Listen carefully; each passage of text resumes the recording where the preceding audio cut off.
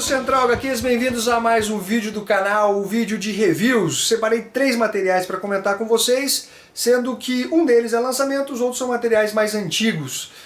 O primeiro deles, Os Invisíveis, volume 2 do Grant Morrison, Apocalipse. Galerinha, Grant Morrison nas suas viagens lisérgicas. Aqui nós temos os desenhos de Jill Thompson, Dennis Kramer, Chris Weston, John Ridgway, Steve Perkhouse, King Murder e Paul Johnson. Reúne as edições 9 a 16 da série dos Invisíveis, o volume 1, teve mais volumes nos Estados Unidos, ao preço de R$ 25,90 por 212 páginas. Uma publicação da editora Panini, com essa capa do Brian Bolland. Cara, que capa sinistra e que capa bacana. E aqui a contracapa dessa edição. Eu já fiz um vídeo do volume 1. Eu sei que é um material que não é para todos os fãs de quadrinhos. Inclusive muita gente falou: Fernando, não sei como é que você conseguiu gostar daquilo e tal. Galera, é bem criticado, tem uma crítica boa, crítica positiva, no sentido bem de criticado, no sentido de ter uma crítica positiva, seja aqui no Brasil, seja nos Estados Unidos. A história, ela é realmente um tanto viajada, só que você consegue entender. Só que para isso você precisa ter um relaxamento na hora de ler, você tem que ler com mais calma, é um material que exige uma maior atenção do leitor. A gente continua aqui basicamente com a mesma trama, mas nós somos apresentados a novos personagens, a trama ela se desenvolve mais, inclusive a gente é apresentada a origem da travesti, que é uma brasileira, ela é do grupo dos Invisíveis. Ela é apresentada a origem dela, mostrada como desde criança, o que aconteceu com ela, por que ela é envolvida com magia. E o interessante dessa história é o seguinte, no começo de cada história que compõe esse encadernado, o leitor vai ficar um pouco confuso, sim. Você fala, mas da onde isso? Eu não consigo me lembrar, não consigo me recordar. Mas depois a história da metade, ela te mostra ela diz ao que veio e por que ela foi contada. Então ela não tem histórias aqui que são irrelevantes. Toda a história ela é importante para a trama. Como eu falei, a gente é apresentado a novos personagens que estão caçando os Invisíveis. Os Invisíveis eles foram encurralados, eles precisam vamos dizer, contra-atacar para poderem se salvar. O Jack Frost ele abandonou o grupo a partir dessa edição aqui, ele está por conta própria. A Fanny, acho que eu diria aqui que tem um encadernado bem voltado para essa travesti brasileira, assim, eu acho que ela seria a personagem principal desse encadernado. Os outros membros dos Invisíveis são mostrados muito pouco, assim, tem uma do King Mob, tem um pouco do Jack Frost, mas seria da Fanny, que é a travesti brasileira. Com relação ainda a essa história, a gente, como eu falei, tem um desenvolvimento maior, você vai ter uma compreensão maior dos planos extradimensionais dos vilões da história e o que os Invisíveis vão fazer para retomar as rédeas e tentar salvar o nosso mundo desses ataques. Tem algumas pitadas bem inteligentes de um humor negro do Grant Morrison, quando um dos capachos ali dos vilões, de um dos principais vilões, ele tá com uma arma, ele é um total completo idiota, assim. Ele taca a arma, de repente ele atira, ele mata o garçom, daí o vilão puto da cara olha pra ele assim: você sujou o carpê. Tipo, foda-se se ele matou o garçom ou não, você sujou o carpê, porra, olha que sacanagem. Tem umas coisas bem legais assim nessa HQ. Eu continuo achando que ela tem uma excelente qualidade, eu acho o material realmente muito bom. Eu diria aqui que a gente, talvez ela seja até um pouco mais truncada do que o primeiro volume, porque a gente é apresentado a vários outros personagens e a história desenvolve mais, assim. Então eu diria que essa HQ aqui, ela merece uma nota 8.3. Então, galerinha, eu acho que vale a pena comprar, mas é uma leitura um pouco mais calma, mais complexa para vocês, e não é para qualquer leitor. Não é questão de ser mais inteligente ou não, é questão de você ter saco para você ler e entender as referências também, que é cheio de referências. O próximo material aqui, galerinha, esse material simples que eu vi, comprei pela Retro Comics, eu já fiz um vídeo de aquisições no site Retro Comics. Noite Mortal, o primeiro trabalho do Deodato para os Estados Unidos. E eu fiquei curioso, falei, cara, vou comprar esse material, é publicado pela Comics Club.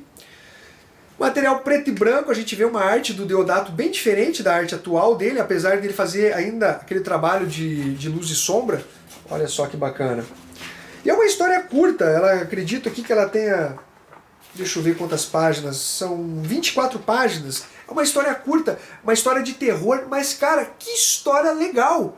Sim, é uma história muito legal. O roteirista aqui, eu nem sei se vai ter os créditos, não vai ter sim. É o David O'Brich e R.A. Jones.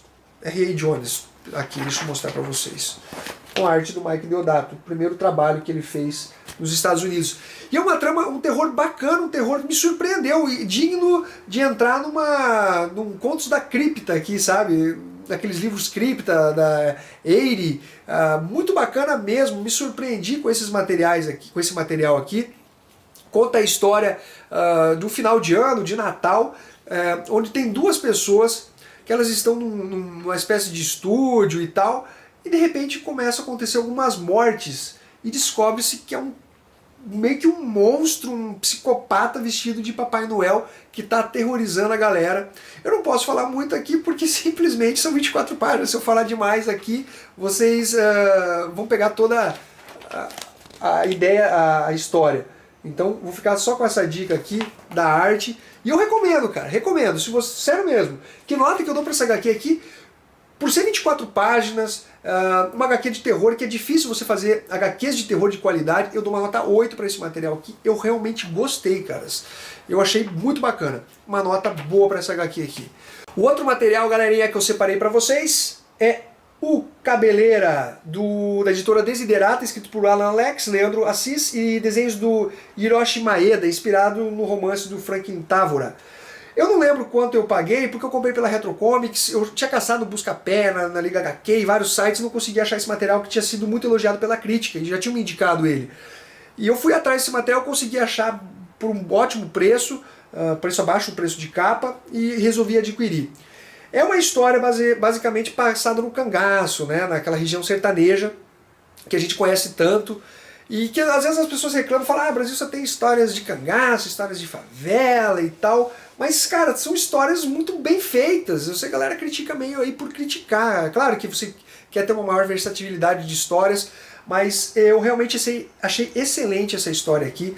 Ela conta a história do Cabeleira, desde a infância dele, ele é um assassino, um ladrão, o cara é bem inescrupuloso, o cara não tem dó das vítimas dele, ele realmente parece que ele sente até um prazer do que ele faz, e conta a história dele desde a infância, o que levou ele a fazer isso. Mostra a relação dele com o pai dele, e é bem interessante essa relação, porque o Cabeleira é super, hiper, mega temido, ele aterroriza a população local, inclusive a polícia teme ele, os políticos, ele tem um grande respeito por ele, mesmo ele sendo um assassino, e essa relação com o pai dele é interessante, porque ele é super temido, mas ele morre de medo do pai dele, assim, sabe? Ele tem aquela coisa assim, uma subordinação hierárquica com relação ao pai dele, bem interessante de se analisar, e é onde isso leva também na história.